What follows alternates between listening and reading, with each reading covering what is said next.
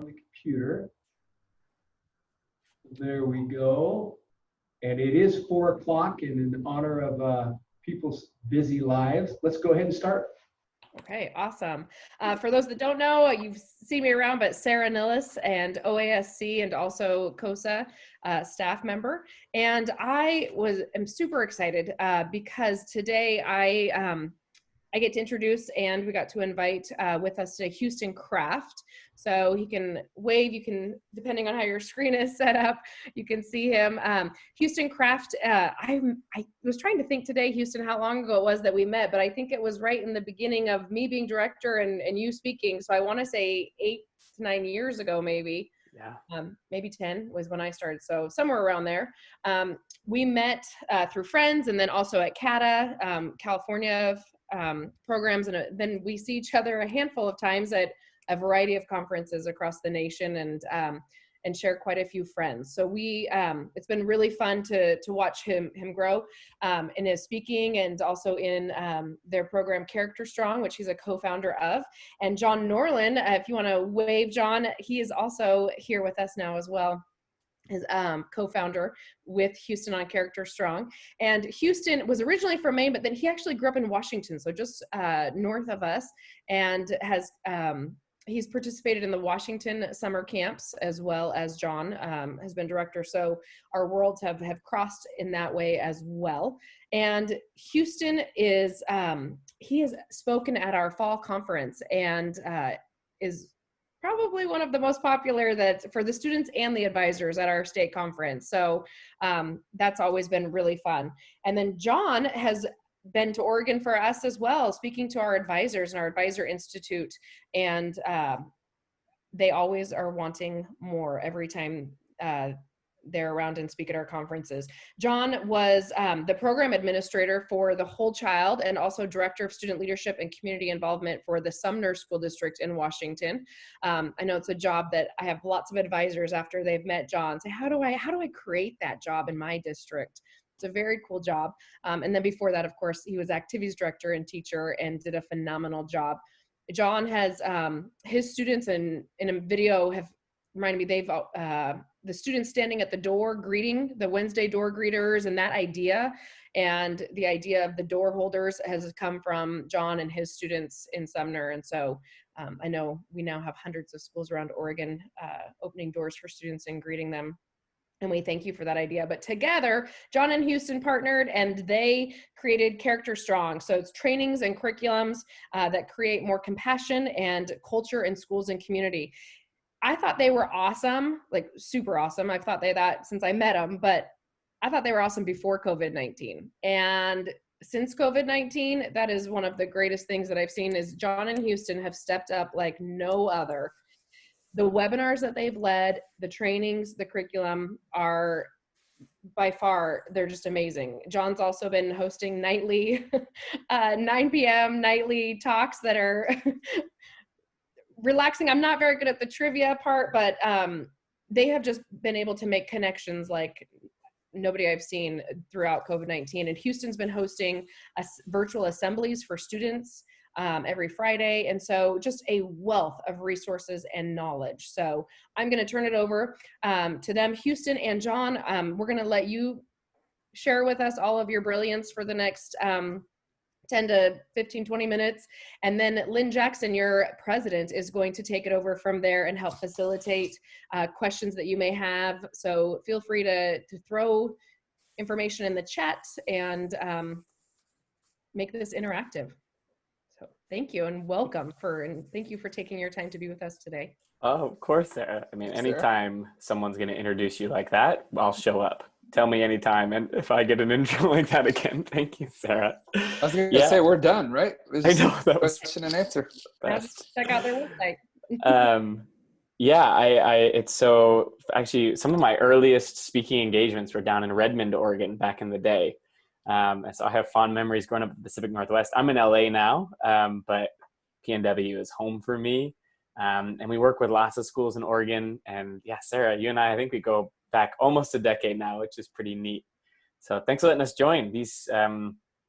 I imagine these weekly meetings have become more and more meaningful over the past many weeks. as an opportunity to sit and share and connect. I bet occasionally it's even less ideas and more just like, okay, we're all still here, right? We're all still doing this work together. So I'm actually gonna share my screen. I just wanna give you a couple of things that I feel really excited about as Sarah was mentioning, some of the things that we've been working on building. I wanted to, that's not what I wanted to share. Share with you what we've been pulling together and then offer an opportunity just to chat through some questions. So I know that the topic of today, poignant emotional well-being of staff and students. It's what we're trying to talk about. Why is that important? Well, it's the foundation upon which we build everything else. But one of my favorite pieces of research that I quote as often as people will let me comes from Dr. Michelle Borba, who wrote a book called Unselfie. And she says, scientifically, research would tell us that the biggest barriers for things like empathy, kindness, compassion are anxiety, fear, and narcissism. And she says it like this. She says, we're creating an empathy gap in our world because as anxiety goes up, empathy goes down. And it makes logical sense. Of course, the more things that I'm worried about in my life, the harder time I have thinking about the things going on in yours. And as we know, collectively, we were already experiencing a lot of anxiety in our world. And as anxiety and fear is increasing, we're going to continue to see that need of empathy, connection, compassion only be amplified. So what are we doing as schools, as communities to make sure that we put an intentional focus on that foundational work, on that relational work? How do we not just know that that's important, but how do we do it really, really well? So we believe deeply in the how of this work. We spend a lot of time in our trainings and things like that digging into the why, because we know that purpose piece is huge. I also know that everyone on this call is probably the choir that I'd be preaching to when it comes to that why information. So I want to dig right away into how we're trying to tackle that now, and then even thinking beyond the current reality of the world. So the how, when it comes to our work, is we have a theory of change. And the theory of change is 4 parts for us.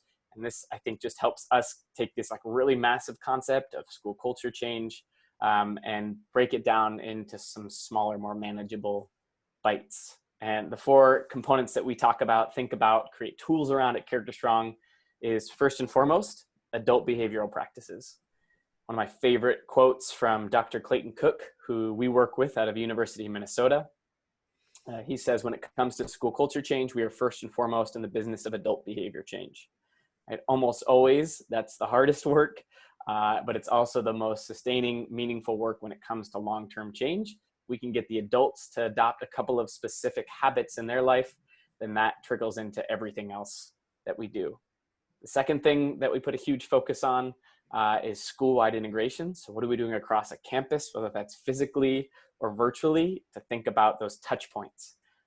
One of the quotes we quote quite often at Character Strong comes from a guy named Samuel Johnson. He says, we need to be reminded more than we need to be instructed.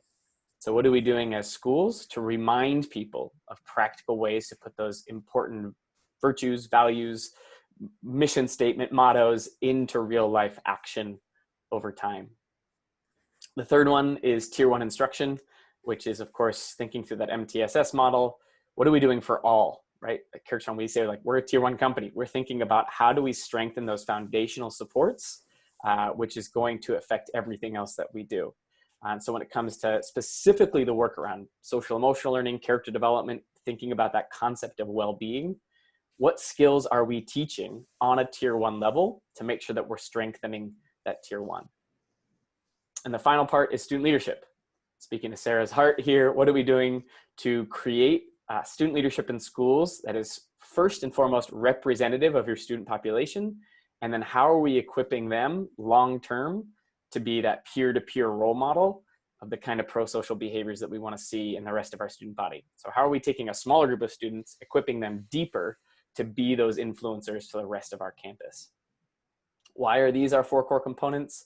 Well, these are the things that we can control, right? These are the things that we actually have some autonomy, some control over in our buildings and in our work.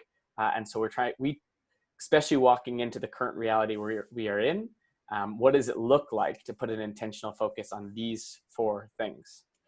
So my goal with a little bit of time that we have together is to tell you about how we're taking on each of these 4 things from a totally free perspective in your schools. And then I'll leave you with a couple of resources on how Character Strong could support long-term coming out of this. So first and foremost, those adult behavior practices.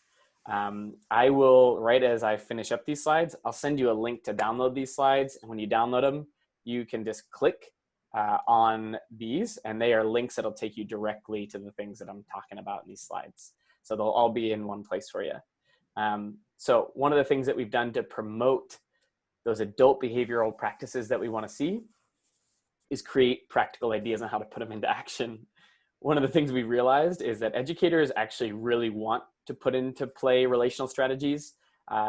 It's not that they don't have time to do some of these things. I think what we don't have time for in education is the creative energy to come up with all these ideas. So if we can put these things in front of people, we're going to increase the likelihood that they do them. So here's an example. We call them staff character dares. So practical ways to mobilize those relational building strategies, those community building strategies, in ways that we like to say is low burden but high impact. So low burden in terms of time, high impact in terms of relationship or community building. Here's an example of what a staff character dare looks like. We call it secondhand compliment. Walk into a colleague's classroom randomly one day when you aren't teaching and compliment them in front of their class. Now, of course, this can be done in person. It can also be done digitally if you coordinate with some colleagues to Zoom bomb a fellow teacher and drop into the virtual room or the physical room and compliment the teacher in front of other students. Now, does this cost a lot of time? No. Is it a little bit uncomfortable or awkward or take like a little bit of planning? Yeah, of course. But in terms of the time being minimal, the impact on the far side we think is really powerful. Not only are you promoting that staff to staff relationship, which is really key, we know, to well-being, both giving and receiving support, but we're also role modeling what kindness looks like in action to a group of students. Here's another example of a staff character dare. The student becomes a master. Hand each student a note card, again, digitally or physically, and ask them to write down their name and one thing that they think they could teach you. Simple way to tap into student interests so you know what they're passionate about. And what we found over time is that by and large, the things that students write down don't typically have to do with school or things that they can access at school. So they're talking about their passions outside of school, which gives you an immediate main line into individual students, what they're passionate about. So if you need a relational moment, if you have a tough day in class or you feel like you're having a hard time making a connection, you can go back to those data points and invest and say, okay, Maya is into ice skating. We don't have that at our school, but tell me more about that, Maya. So a simple way to tap into those relational opportunities. At Character Strong, one of the sort of key beliefs we have is when it comes to character development, that's not just for students. We say that everyone needs character development. So we built character dares for family as well. I know that you know that sometimes a lot of the work we do in schools can get undone in 15 minutes at home, which is so frustrating. But we also know that there's a lot of families who want to develop more meaningful relationships with their students and want to practice character together or even role model character themselves. So how do we provide that to them? Well, here's an example. Family bucket list. Sit together as a family and see if you can brainstorm a list of 25 things you want to do together this year. I'm just showing you a few of examples of what these look like. We have a much larger library available in some of those free resources that I linked to. But the whole premise is this. Let's say you post this on social media. Let's say you send this out to a family newsletter or put it in one of your send outs to your families. Let's say you send out those staff character dares to your staff. Does it guarantee that everyone does it? No, of course not. But by providing the opportunity, do we increase the likelihood of seeing the kind of behaviors that we're looking for in all of us? Absolutely. We need to be reminded more than we need to be instructed. And when it comes to exercising things like our character, sort of this abstract concept, we need ideas, what it looks like in actual practice. The final piece that we've built is the admin character dare. So we have 40 weeks of weekly practical ways for administrators to put their own character into action, to role model that for the rest of their staff. And you should know that when we tell staff members this, they cheer. They're looking for this, right? They want their leaders to be role modeling this in the building. So here's a simple idea you could do virtually right now. The playlist pool, use a survey or conversations to discover people's most favorite song, and then make a playlist with each person's contribution. And then even at a staff meeting, you could play 2 or 3 songs and you could have people guess whose song that is attached to, right? Like whose song they think this person goes to, try to link those things up. So when it comes to that adult behavior change, we believe deeply in like that idea of people are looking for these ideas, right? They have time for these practices. We just need to give them the low burden ideas to put them into action. So one of the free things we've put together is this big library of resources that includes a lot of those character dares. So you can send them out to your staff or send them out to your families if that's helpful. That's one. The second one is school-wide integration. So what are we doing across a full campus? And do we have like sort of like a shared mission? You know, like when we have shared vision, it can amplify shared success. So one of the things that we built basically day one of quarantine was a kindness journal. 30 days of practical kindness that'll take 10 minutes or less, targeted at one person a day, and the actions won't cost you any money. So it's designed to be equitable. It's designed to be able to be done from home, so you don't have to have any physical interaction. And it was awesome. We've already done one run of 30 days, and some of the stories that schools were sharing were pretty profound. We had Katy ISD down in Texas, one of the largest school districts outside of Houston. Their entire school district was sending this out to their students, to their staff, to their families. We were getting tagged on Instagram, on Facebook, on Twitter with the hashtag deep kindness while they were putting these things into action. And it was just a really beautiful thing to see. As my friend Scarlett Lewis would say, you can't have a grateful thought and an angry thought at the same time. So that practice of kindness, right? The research we know is actually giving support or giving kindness is actually in some situations even more effective than asking for support. So we built 30 days and they look something like this, right? Like day one, write out one thing you love about your past self, your present self, and your future self, and put it somewhere you'll see daily. Hold on one second.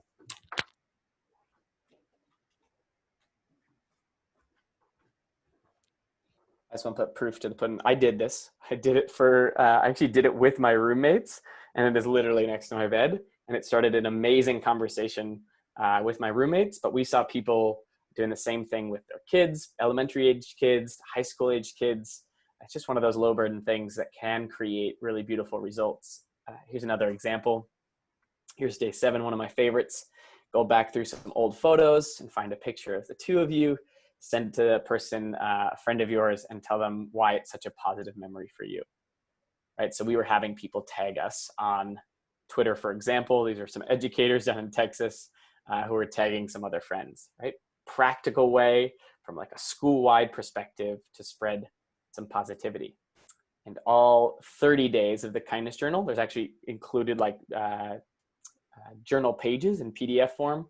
All those are available for free. And again, it's linked right there. Number 3, Tier 1 instruction. What are we doing for all students to equip them with the actual skills that we're looking for?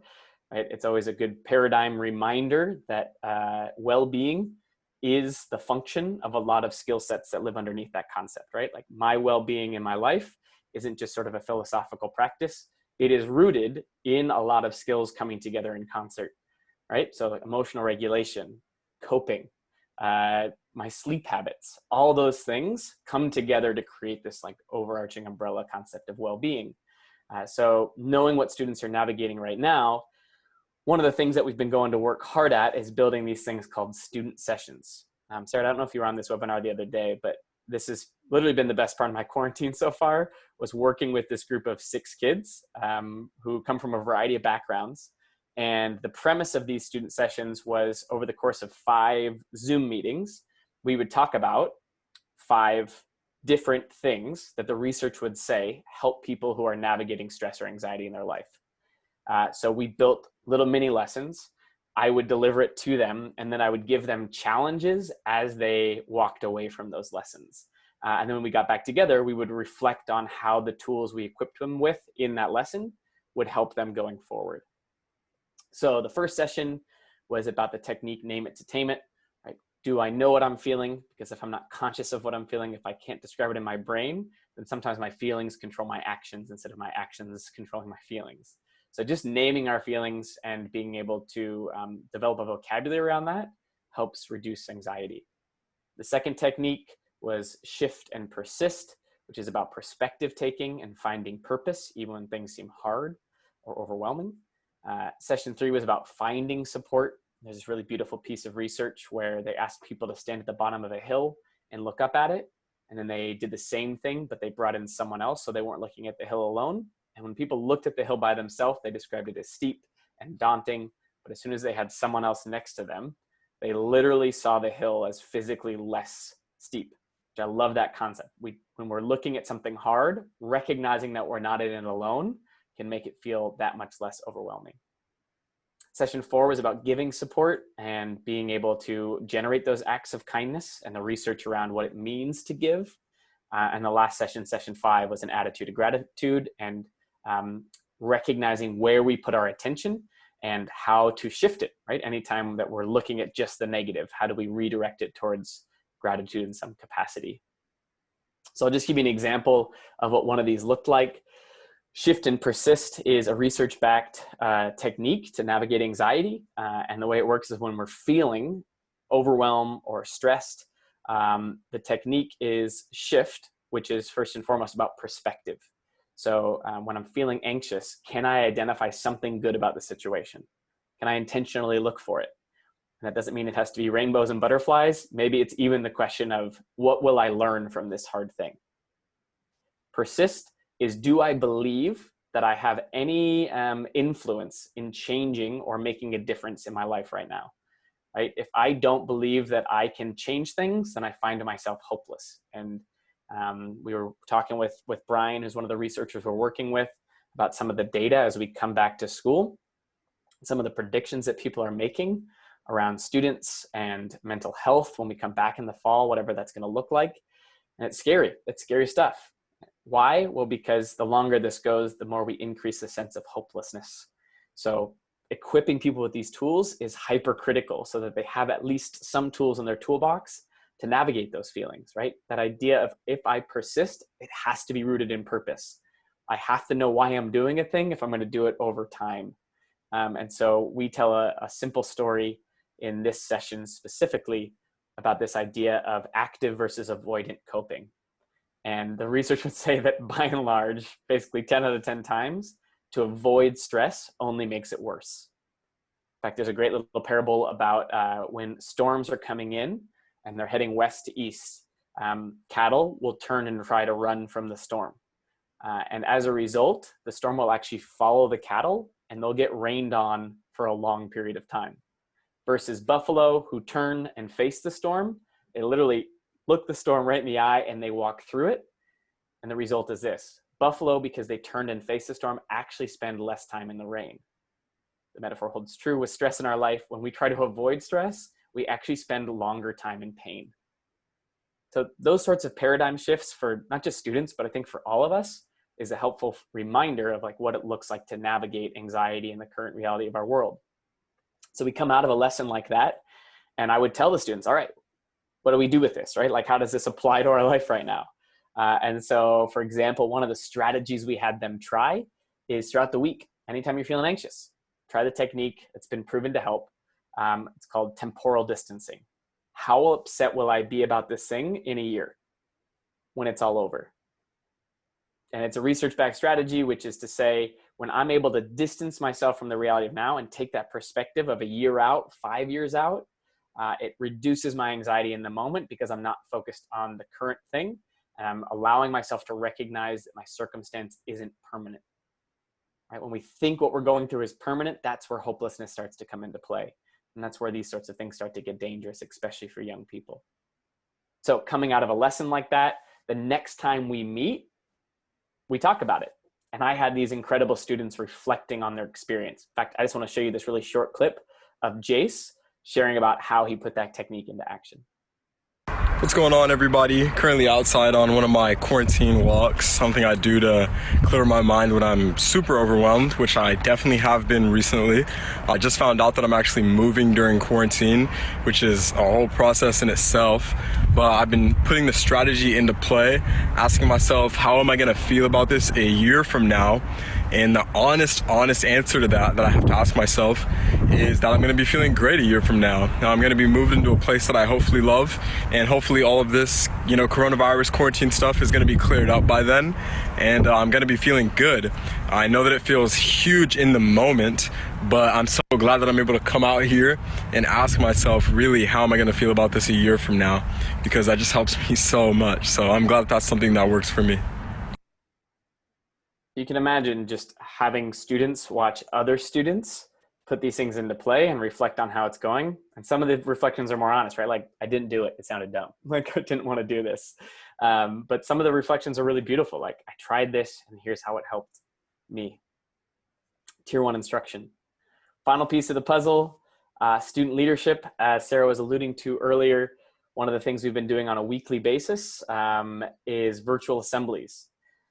Part of being in the speaking world for a long time is been developing relationships with incredible speakers and storytellers. And part of being in LA has been creating relationships with people who are creators and video makers and musicians and artists.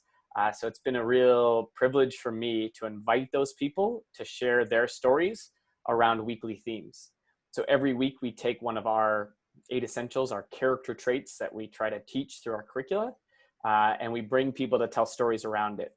So we've done respect, we've done commitment, we've had honesty, forgiveness, selflessness, humility, kindness, and literally tomorrow morning at 9 a.m. will be the last of this series of 9, where tomorrow we're talking about patience.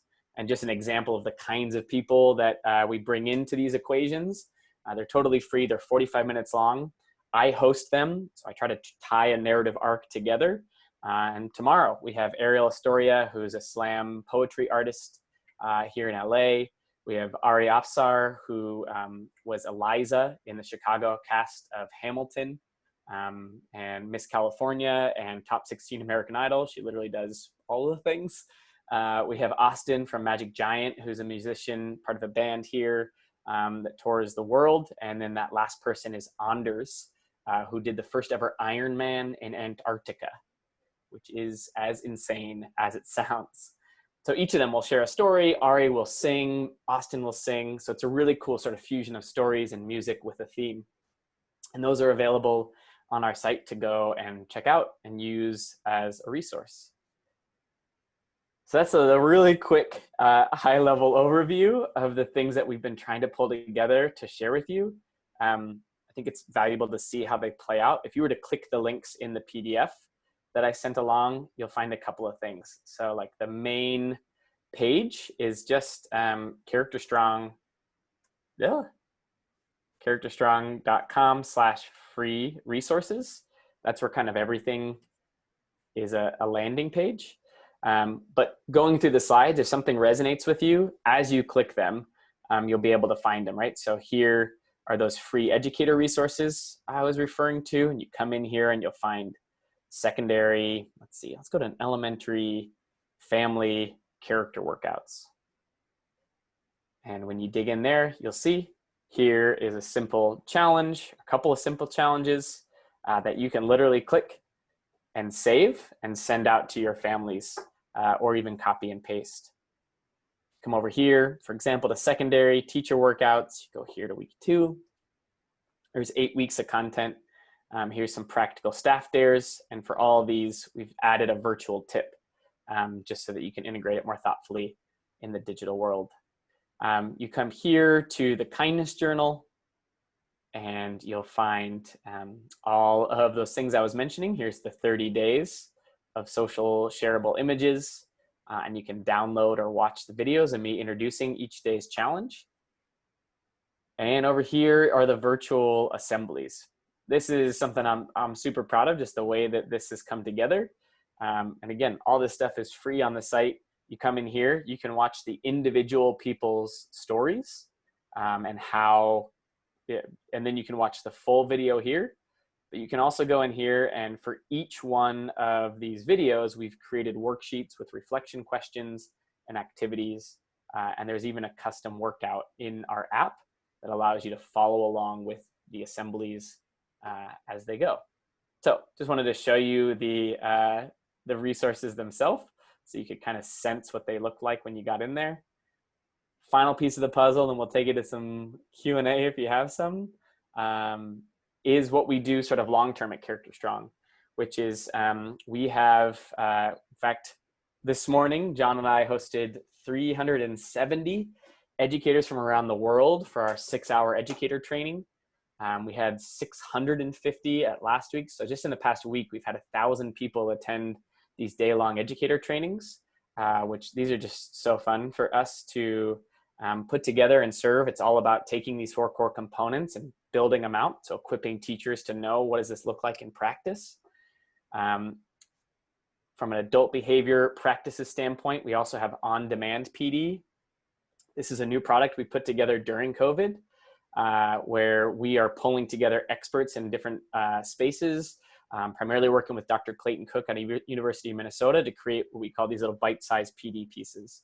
So it's a huge library of everywhere from like 10 to 30-minute videos talking about things. Literally the one that we're looking at right now is from the stress coping and resilience unit we have. There's 11 modules that deal with well-being for adults. So that felt on brand for today's conversation. It's broken down into different units. There's worksheets, there's different things that go along with it, guided notes, and schools and school districts have been purchasing this for their schools so that teachers can literally access this professional development on demand from the convenience of home. Houston, just one thing on that too, not just their teachers. I would say that actually the first group that it was being utilized for was classified staff. That was the first thing that administrators and districts that were working with us were asking for, is what can you do for our classified staff? In Washington, they're required to get 14 hours of continuous learning. And they said to us point blankly, we're done with having them clean the school. That's not what they signed up for. We want to give them professional learning. And so a lot of schools right now are using it for classified staff, and then going to transition as it gets closer to the year into bringing the certified staff into the mix. So that first course that Houston even mentioned is an actual course at the University of Washington that Dr. Clayton Cook created, that he has now turned into an 11-module course for educators. And we say educators intentionally because that's not just teachers, that's everybody in a building. Absolutely. From a school-wide integration standpoint, what we offer, we do virtual professional development. We do in-person as well, but knowing the uncertainty of the future, we've adapted our model to be virtual. So we do 3-hour days and 6-hour days with staff, like individual buildings or districts that come together. Rattle through these quickly because you can check this stuff out later, but we do have an app. This is brand new. I saw some people chatting about it in the chat box, which is really cool. We have, it's live on iOS and Android, and it's basically a daily practical practice that you can use to just sort of remind you of what this stuff looks like in action. From a student leadership or a tier 1 instruction standpoint, we have an advisory curriculum for middle schools, high schools, and we have something called the Character Strong Gym, which is a huge resource library. This is just sort of like some of the surface of what you'd find in the gym itself. It's a big, robust library of a bunch of different resources. And last but certainly not least, we have a student leadership curriculum that I know, Sarah, if you had questions, could speak more to, or if you had questions for us.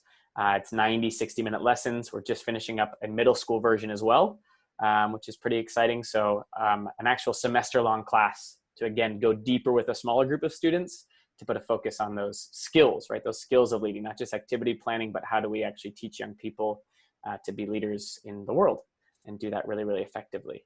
So I'll drop a link in the chat to this PDF so you can download it, and all those links will take you to the places you need to go. But I figured it was helpful to put it all in one place. Okay, that was more than 10 minutes, but I wanted to share as much as I could. Gosh, that was awesome.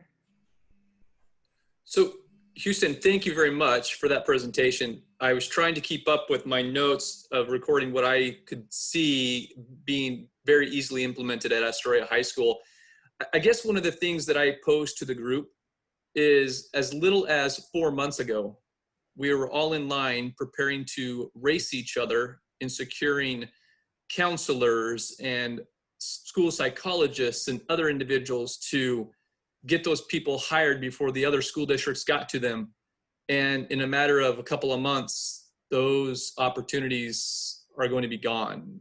In fact, we have heard from the governor and what those potential cuts could entail. So my question to the group is, and we've just had a number of these resources offered up to us, are what are some of your ideas about how to implement these strategies with the current situation that we're facing in a budget heading into 2020-21? What are your thoughts?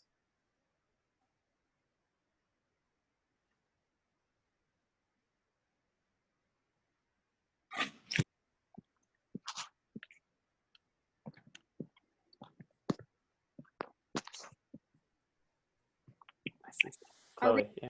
So I just think it's important that we share these kind of resources with people. So I'm not in a position yet. I was just hired to be an administrator, but I think part of it is giving people the option. I think that's a huge piece of it, is like giving it out. Deal with it what you want right now. I know it's busy for you. And then later we can intentionally build how we're going to like implement it. But I think it's good to share it out with people first, because I think everyone's a little overwhelmed right now. So that's my thought, is send it to like my team and my staff and say, hey, look at these amazing things, check it out, let's see what we can do, and then go from there.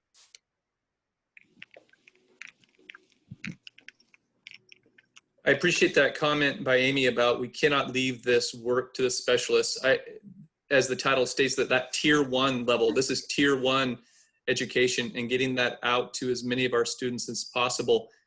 One of the things I've thought about at Astoria High School is we have a small time slot every day for advisory, and being able to roll that out. And I saw some of the curriculum presented there. So I'm excited to explore that in a little bit more detail. Has anybody done something to that degree with your advisory with these types of resources? And could you speak to that?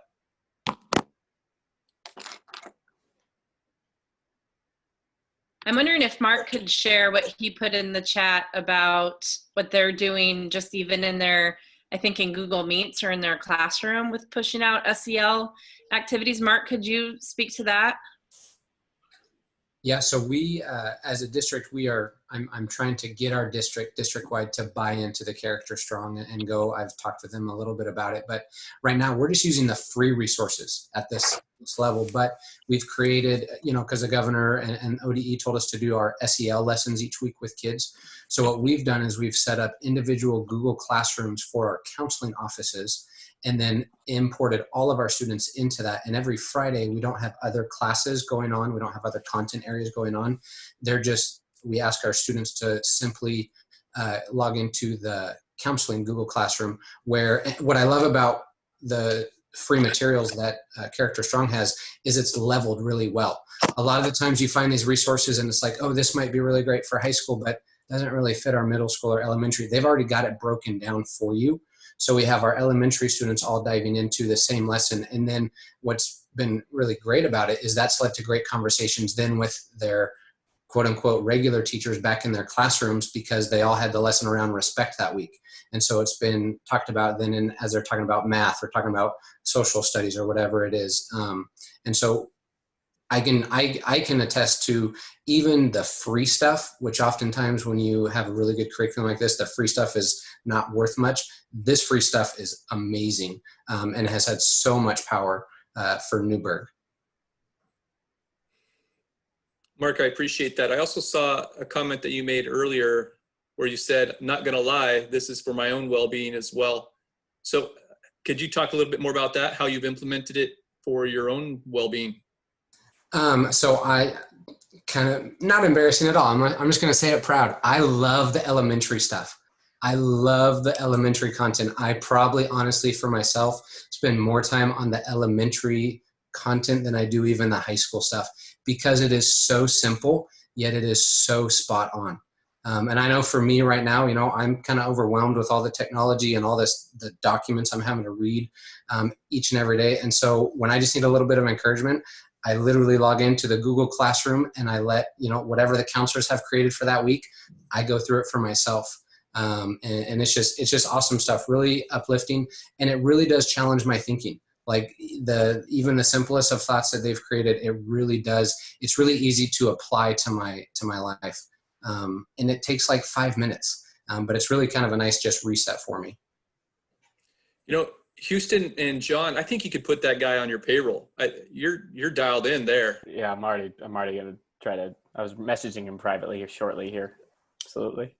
Thanks, Mark. I appreciate that. Yeah, no doubt. I think we so often, with stuff that's quote unquote good for us, we love to distance ourselves. We love to do good by providing good to others. Like, hey, you should try this. But it's so funny. So often the people who are offering the you should try this haven't done it themselves. And I find myself in that situation all the time. I'm like, I built the kindness journal.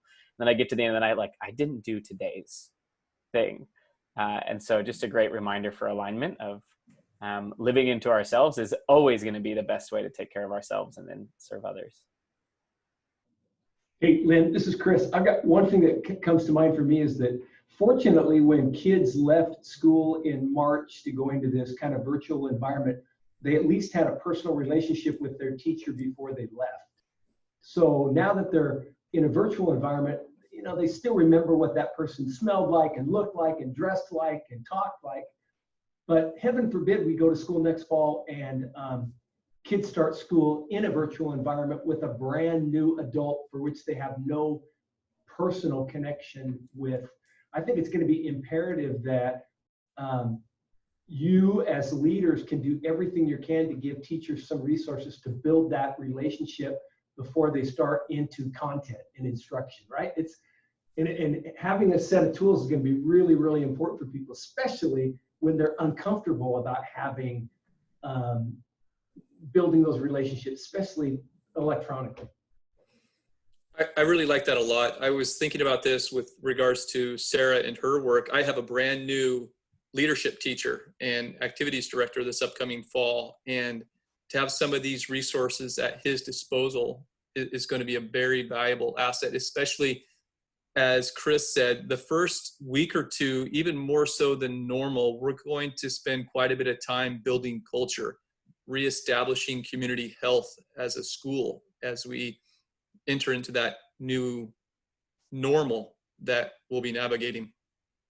Yeah, if I may just add one thing, I thought it was interesting. This is John.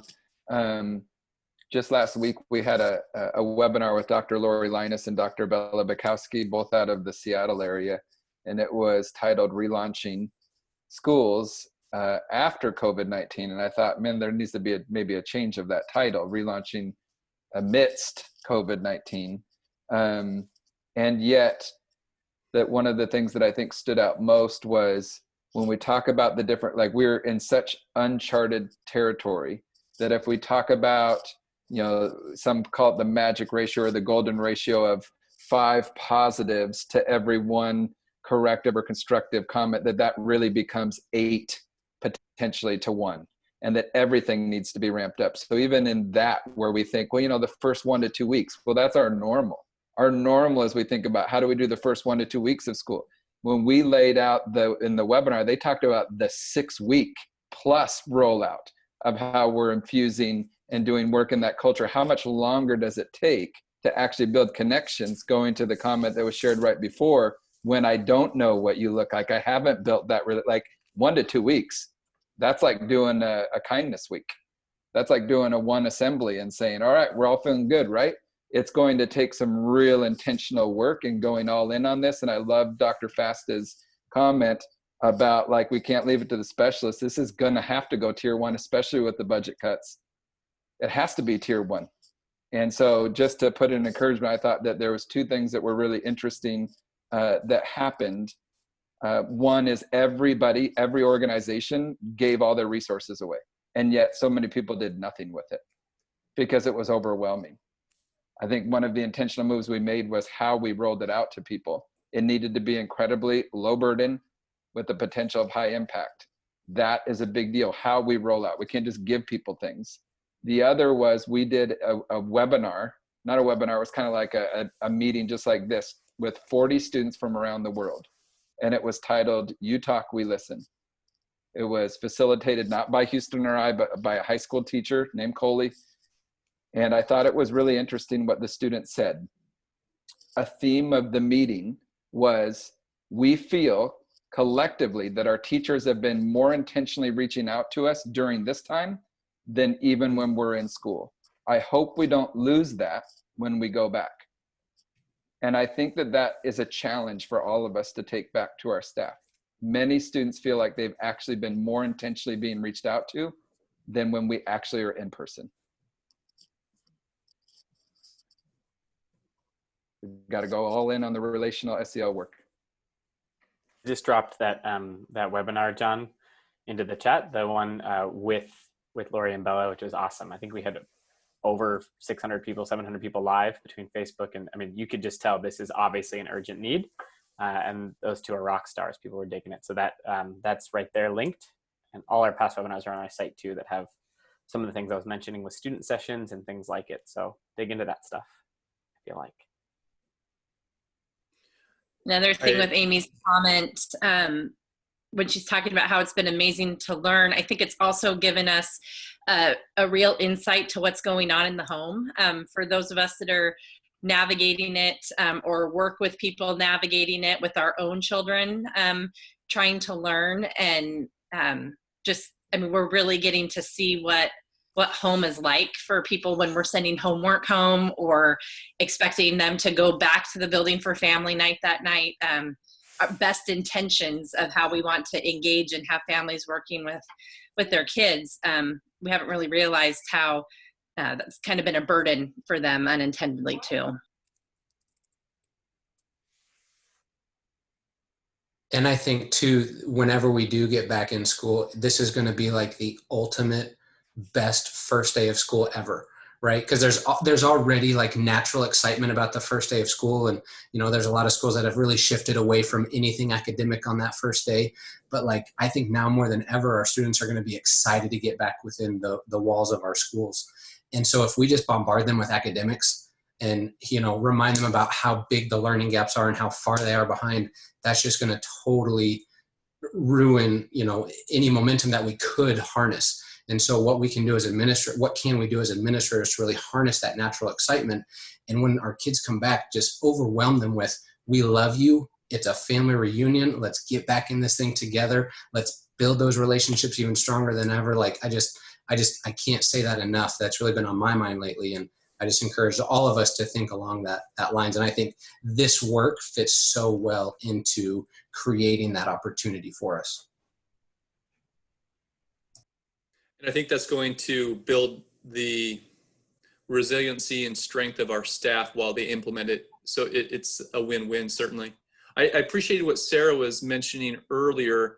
I know we are all going to have to make budget decisions in the upcoming academic year. That's a reality that we are all facing, and some of those being pretty steep. But my understanding that looking at the ODE document, I'm going to be able to absorb much of what is being proposed as of today in Measure 98. And with some of these things that I think we could leverage those funds for, I think the investment would be well worth the return.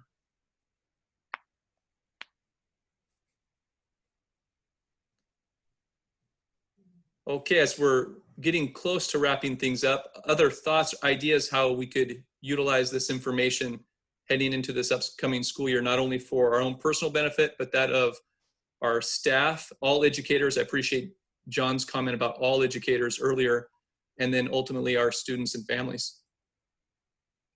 I don't know if you can hear me, but I just appreciate this. One of my counselors went to a training about a year ago and really has been on this train already. And so we purchased some curriculum or are in the process of that. And we were on that freeze because of everything. So we just kind of went around and used some ASB funds and some parent club funds and just to get what we need to. But this is my first exposure to it. So I'm actually really excited that I dropped in on this, because now the wheels are spinning and turning, and I am already thinking about using this next month as we kind of wrap up things to really do some stuff with my staff, virtual stuff, get them on the app, for example, some challenges, some different things that they could do. And hopefully that actually gets us more prepared for the start of what we're going to do. We have advisory and other things, and we plan to do this as part of our advisory plan next year. But now I'm just even more excited. So thank you. So thank you, Jared. I noticed earlier, Chloe made a comment about just getting this information out, getting it out to our staff, being able to chew on this a little bit and ponder about how we can implement it and for their own well-being also. But I'm also interested, let's say we get to that next phase. I'm interested what John and Houston could provide to us. What's our next step? If we really want to, and we have the ability to delve a little bit deeper in this, what are our next steps with working with Character Strong? Yeah, I would say my first layer of encouragement, we talked about it earlier in the training, but it is always a healthy reminder for me, is when we try to do everything, we end up doing nothing very well. So if you were to look at those 4 core components, I know I try to deliver lots of things, but I only do that buffet style to hopefully have you choose the one that makes the most sense for you. I think it is way better to do the 30 days of kindness really, really well and try to do that with the other thing and the other thing and the other thing at the same time. So choose one of those things and just deliver it to the best of your ability. The next level typically for schools, as they start to go a little bit deeper, as Jared was mentioning, these trainings, it's super fun because John and I used to lead them individually, but now in the new circumstances, we're doing a lot of them together. So we have another one of the similar 6-hour model we did today on June 2nd. And then heading later into the summer and just thinking about next school year specifically, I'll drop it here. But we have, I believe, 2 dates on the calendar for coming back to school relationally. So I forget who was mentioning it, but how can we come back equipped with some really thoughtful relationship building tools? That's what that training is going to be designed for. And then we have a 2-day training in August that is focused explicitly on teaming and implementation. So thinking how do we look at this work on a 3 to 5 year lens, which implementation science tells us is going to take that long to actually make some sustainable work. So that's the August trainings, to give you some context to the link I just dropped there. That said, we know that every school is a choose your own adventure thing. So John, I don't know if you want to drop your Calendly link into the chat, but John's on calls all the time with schools, administrators, districts, talking about how to roll this out in a building at a district level, and beyond. So if that's interesting, we can always chat about what makes sense for where you're at right now. Jared, it seems like you guys are okay, we have advisory, we're moving forward with that. Where someone else might be we don't know anything. So John dropped his calendar there, and you'll book a call directly with John and he can chat through some of those questions. Also, you can tune into the podcast as well. Webinars, we literally have all sorts of things, but if you're the kind of person that's a podcast person, we got podcasts, we got webinars going on. Definitely choose the thing that fits for you. The podcasts are one of my favorites. For those that know, I commute from Portland to Salem, not right now, but used to. And on the flights and airplanes a lot, and the podcasts are amazing, but they're also great for your student leaders. So it's, and your teachers in the building, but it's not just for you as administrators. So share those podcasts out. Totally. Yeah, free twice a week. They're typically 15 minutes or less. We say cut the fluff, get right to the stuff. Amy, you've been on there before, haven't you? I haven't got Dr. Fast on the podcast yet, but she was on the Whole Child Virtual Summit. Gotcha, and I do want to say, Chloe, congratulations, because Chloe way back was a part of one of the very first ever versions of what is now our advisory program, when her school asked for 170 20-minute lessons so they could implement it daily. And it was draft 1 of what now is in over 2,000 schools and over 47 states. And that's so cool. Yeah, Chloe, this is your fault mostly. Yeah, well, no, it was after hearing John talk. My amazing school district had brought John to Toledo Middle School, and I heard him, and I was like, I got to go to everything. So then I went to Sumner like 3 times, and then he came and taught us. So it was after just you preaching and not preaching, you saying exactly what we heard. So thank you for that. Yeah, I was just gonna say it's special to see faces that we've built connections, and I think, whoops, that it's special to have that, to see people that we've built relationships, which is really important to us. That it's never going to be just about the curriculum. How do we Her actually? name's still on our wall where the kids built you that memorial of the 8 essentials. So it says to John Norland still on our classroom wall, or my hallway wall. So thank you. You have a memorial, John? Nice. He hasn't died. He's No, the kids did a painting like contest, and they dedicated it to John Norland. That's pretty cool. Can you send a picture of that, Chloe? I'd love to see that. Well, John and Houston, thank you so much for your time today. Really appreciate not only what you shared today, I appreciate the opportunity we're all going to have, as well as the whole organization, to review this opportunity with the Zoom being recorded and blasted out through our listserv. So that's going to be a great opportunity for us in the future as well. And appreciate you sharing those links and resources for us. So thank you for having us. Appreciate it. Chris, you want to announce a little bit about what we have planned for next week and some of the important information coming our way through OSSA? You bet, I'll do that. But first of all, I want to thank Sarah Nillis from OASSA for putting this together and reaching out to Houston and John. And Sarah's had a busy week. She had a great conference yesterday and made this happen. So thanks again, Sarah, for your leadership and helping us out. Next week, we've invited Peter Weber. Peter is the executive director of OSSA to be our guest speaker. There's lots and lots of questions from secondary school administrators about what sports and activities might look like next year, including what's available for summer opportunities for kids, but really what the fall season could hold for kids and families and eligibility, etc. So Peter will be our guest. I would encourage all of you to make sure your athletic director joins you in next week's Zoom meeting, because this will be your one chance probably before school gets out to have a one-on-one with Peter. The OSSA actually ends its official governance on May 25th. And so they kind of go off, and Peter has a board meeting next week, and a lot of questions will be answered at that board meeting. And then he'll be able to share that with us on Thursday. So again, Thursday, 4 o'clock, Peter Weber, OSSA.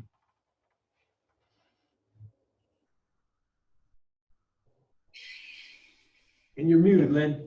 Got that? There we go. Thank you, everyone, for your attendance again, and I hope to see you next week. We'll be blasting out the link again, probably Tuesday, Wednesday, heading into the opportunity to listen from Peter. Great. Okay, have a great afternoon, everyone. Thank you. Thanks, crew. Appreciate y'all. Have a great day. Thanks again, Houston. Absolutely. Bye, Sarah. Good to see you. Hi, Miley.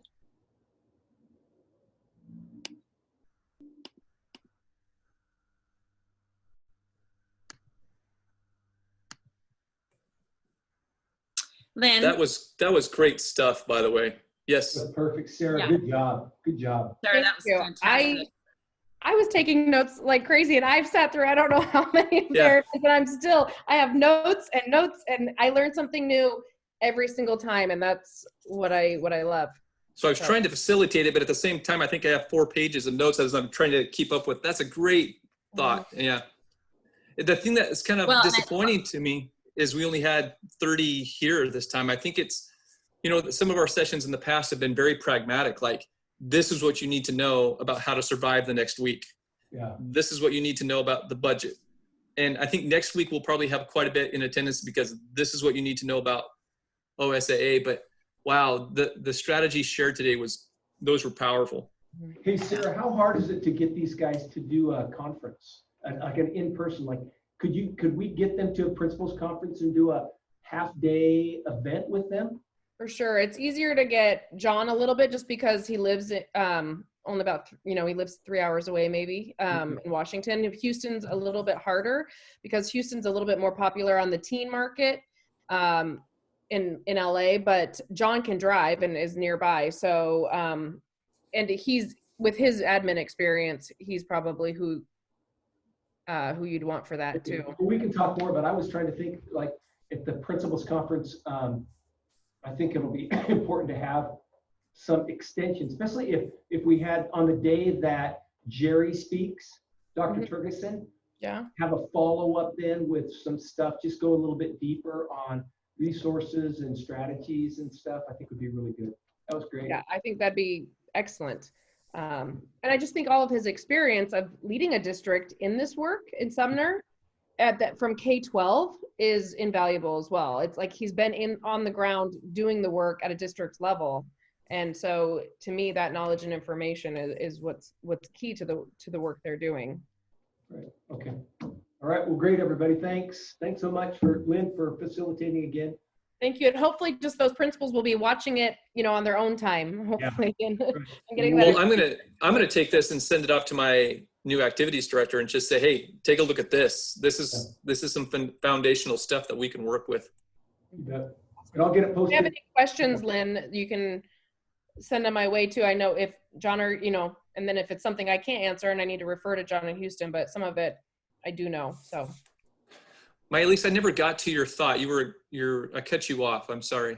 Well, you had talked about the assurance plans, and I think that there will be a lot of questions for Peter. I think that will go the whole time, especially if we really push that out through OADA and OASSA. So hopefully we get a big turnout, but maybe assurance plans, templates, and ideas the following week. I was just kind of thinking ahead of when people are starting to finish up. That might be a good topic at that point. We probably need to probably get a who could really speak to that from the Department of Ed piece, Yeah, and just talking from where I'm hearing many districts where they are, I think Peter Weber for the 21st is great. 28th, if we could do some assurance plan things, that would be great. Yeah. After that, I think we're going to start seeing maybe some diminishing interest for a little bit. I know, for example, I'm furloughed on Fridays for the rest of the school year. So, trying to keep staff or fellow administrators engaged when they're just trying to close up shop, and that may be a little bit difficult. So I'm not sure if the following weeks, so second, third, fourth week of June, I don't know what that attendance would be like. Okay. All right. Well, we can always shut it down early. It doesn't matter. That's just my thought. I could be wrong. I'm just kind of. Well, what could end up happening, we could end up getting some guidance from ODE for considerations for fall.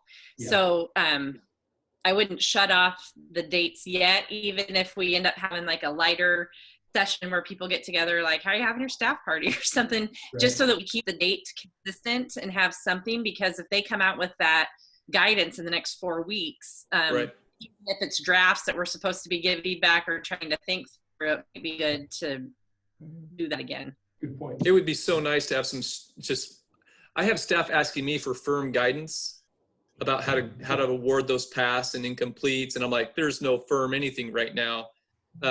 It would be very much appreciated for ODE to come out with some more structured guidance in 4 weeks as we plan for next year. It would be great. I hope they do. Speaking of guidance too, we got clarification from ODE yesterday, and then again this morning, that we could have 24 people inside of our building in the gym to do graduation stuff. And I didn't think we were allowed to bring them into the buildings because of the closure until after the 30th. So you can have them in the hallways to do a final hallway walk. And we sent it like 3 times. I'm like, are you sure that we can have them in the building? And yeah, I mean, it's requiring the mask and everything, but it had the principals going back and wanting to redo their grad plans that they had turned in for us to get approval once they found out they could bring them into the gym and possibly set up the photo capability of what graduation would have looked like in the past. So it was interesting. Yeah. All right. Well, Sarah, thank you again for setting this up. It was great. Thank you. Appreciate Have a it. great weekend, everybody. Thank Yeah, you. you too. Chris. Yeah. See you later.